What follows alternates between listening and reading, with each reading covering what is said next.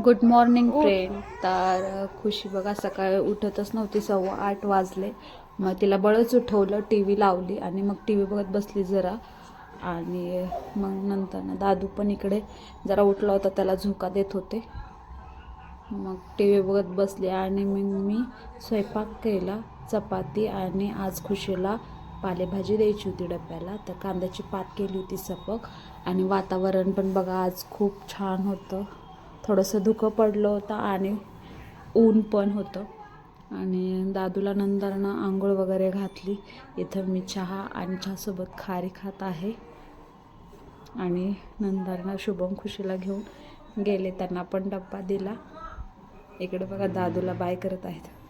नंतरनं 12 वाजता मी खुशीला आणायला गेले आणि गर्दी तर खूप गर्दी होती, कारण आळंदीमध्ये जिथं तिथं मंगल कार्यालय आहेत आणि आता लग्नाचा सीझन असल्यामुळे.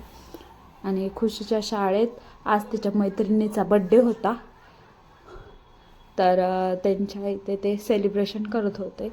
मस्त छान असा फ्रॉक घालून आली होती तिची मैत्रीण. हॅपी बड्डे बाळा तुला.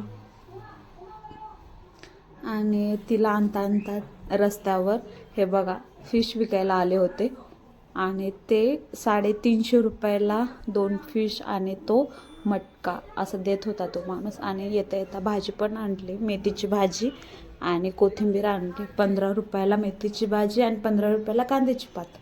6 वाजलेले आहेत. खुशी अभ्यास करत आहे आणि तिला मॅगी खायची होती, तर मॅगी करून दिली.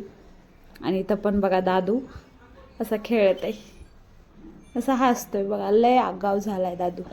आणि देवाला दिवा बत्ती केली, देवाला दिवा लावला, धूप लावला आणि दिवस मावळला होता. आणि दिवा लावला आणि धुपांचा वास असा प्रसन्न वाटतं ना दिवा लावल्यावर. चला बाय. श्री स्वामी समर्थ.